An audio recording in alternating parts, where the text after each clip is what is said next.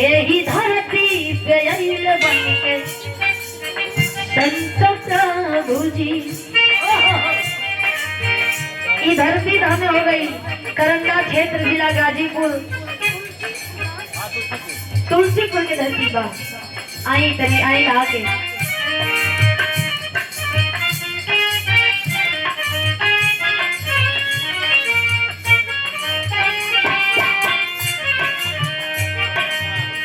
यही धरती पे संत बन के आया वेलो प्रभु जी।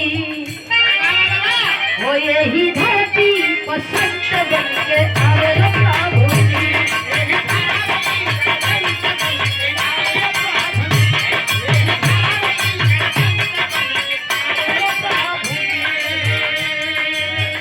और राजेश चौबे सेक्रेटरी महोदय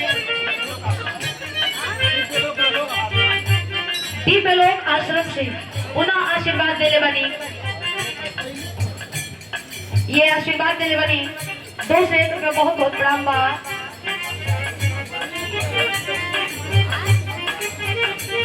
ठग्गा को माता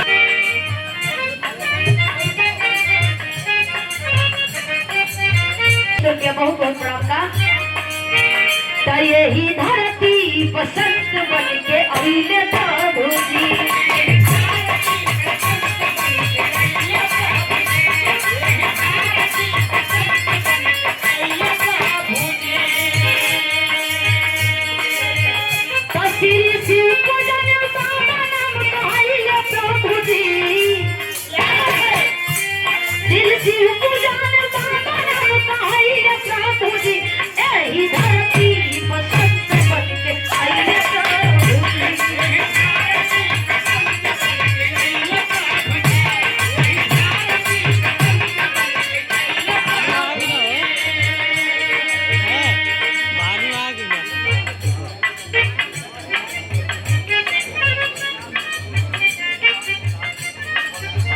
दीनापुर तुलसीपुर से एक लाइन और कवि जी लिखले बनी स्वामी जी आई का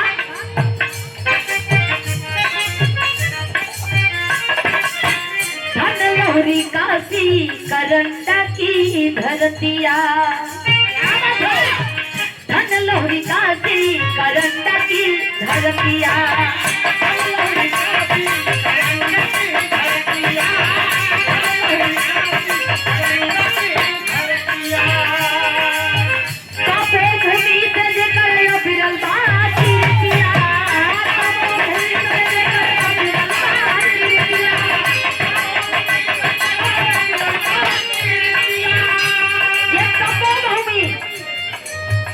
इस धरती पे ऐसे महान विद्वान संत जग कल्याणी बाबा त्रिकालदर्शी महाराज जी श्री शिव पूजन बाबा देखिए अपने भक्तन के कल्याण करत बने। ये धरती लोहरी काशी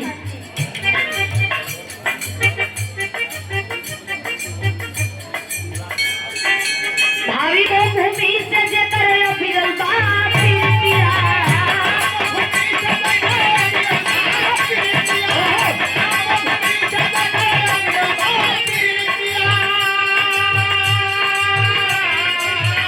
यही धरती के स्वर्ग में बनावली प्रभु जी।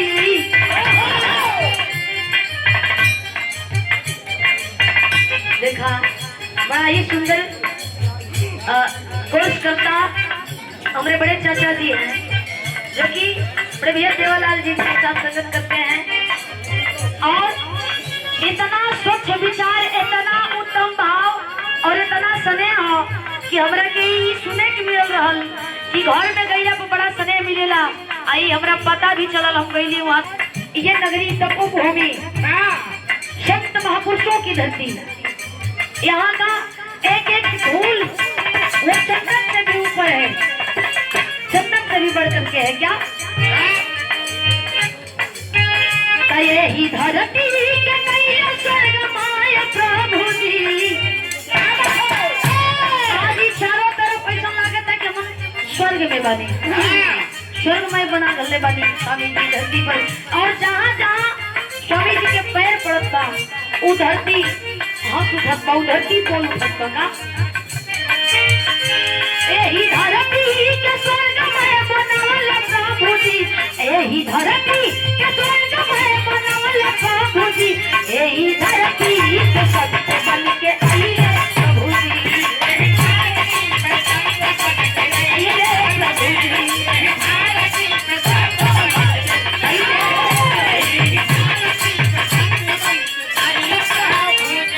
स्वामी जी बाबा के जन्म कहाँ भइल रहल का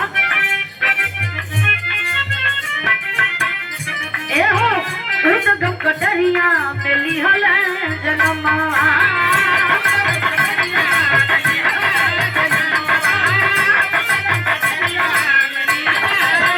उदगम कटरिया की धरती में बाबा का जन्म भइल रहल।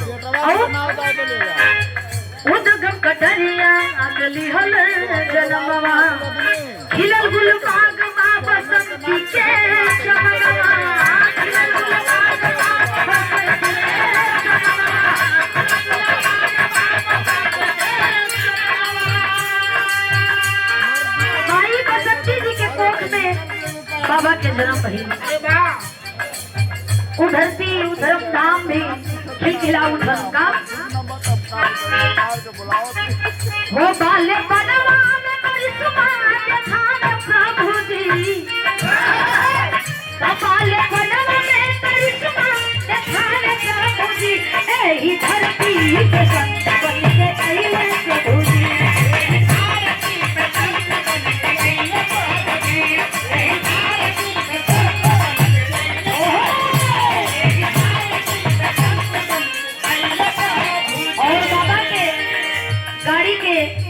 चालक बने हमरे बड़के भैया श्री सुनील पांडे जी, जिनका ऊपर हमेशा स्वामी जी के बाबा के अरे ही धरती के स्वर्गवा बनौले स्वामी जी, अरे ही धरती के स्वर्गवा बनौले स्वामी जी, यही धरती पे संत बन के आइले प्रभु जी,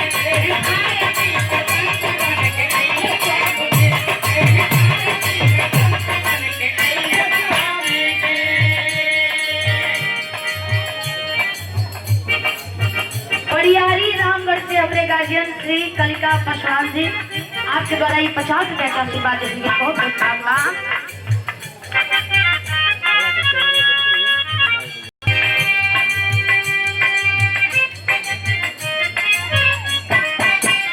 बाबा के लोग कहता कि बाबा साक्षात शिव के अवतार बने। एक लाइन का बिजली खतरी का शिव अंश बाबा लहुरी काशी में आइले,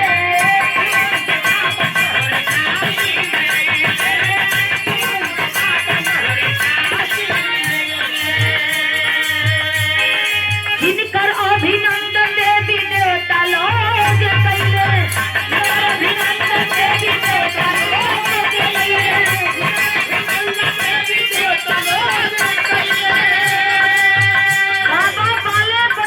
बाल्यावस्था में ऐसा चमत्कार ऐसा कल्याण करे लगनी कि माई बसंती देवी भी सोचनी कि हमार बेटवा जब कल्याण बनी है, त्रिकालदर्शी के साक्षात अवतार बने, भगवान शिव के साक्षात अवतार बने हमरे स्वामी जी, तो माई भी बेस उठल रही का शिव अंश बाबा लहुरी काशी में आइले,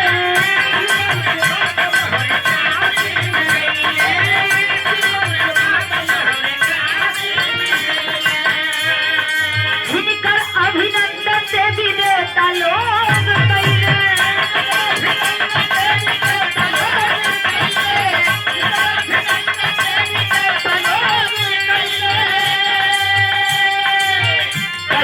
भक्तन प्रभु जी, भगतन प्रभु जी, यही धरती पे संत बन के आइले प्रभु जी, धरती पे संत बन के आइले प्रभु जी,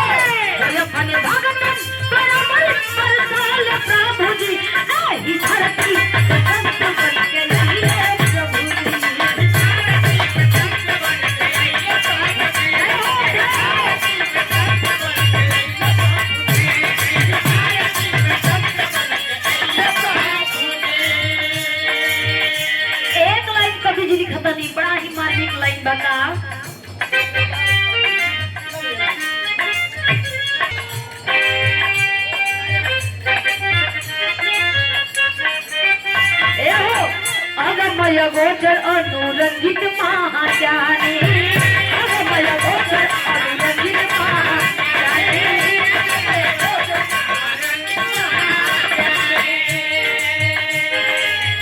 जे जल शरण में उदान देले दानी, जे जल शरण में उदान देले दानी, बाबा के शरण में जे भी आइल बयाज तो ओकरा के खाली हाथ नहीं भेजले। हमेशा खाली हाथ लोग आवेला लेकिन झोली भर के जाला। ऐसे अरे आगम अगोचर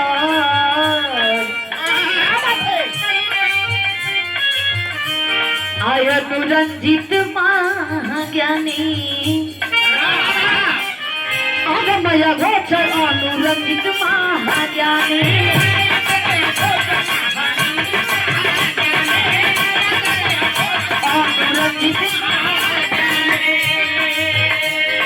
जाला जे शरण में वो के दान दिले दानी,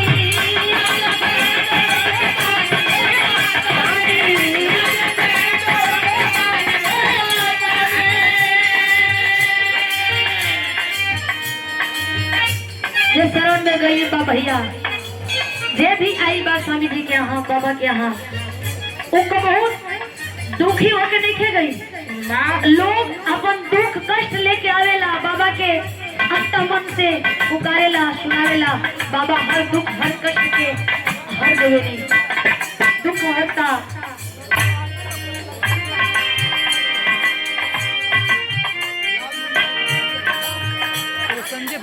तारो करे दिया करे दिया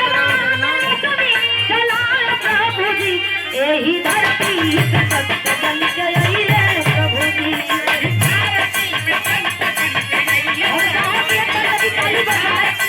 ताली बजा दी लोग, स्वामी जी की ताली बजा। यही धरती पे संत बन के आइले प्रभु जी।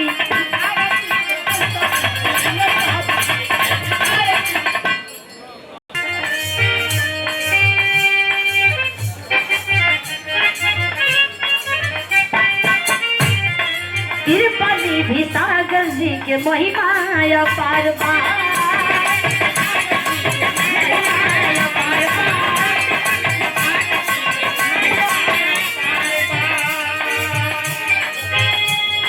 जिनके चरण के धूल में सारा संसार बा, जिनके चरण के धूल में सारा संसार बा, जिनके चरण के धूल में सारा संसार बा। बाबा के सब चरण के धूली संसार बा, और बाबा के चरण के धूलिए जौन बा, लोगन के माथे के चंदन बा और सोना के मुकुट बा। एक लड़का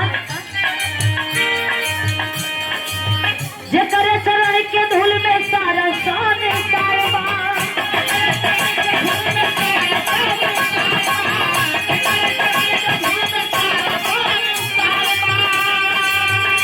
सारा जीवन कन्हैया लगौल स्वामी जी,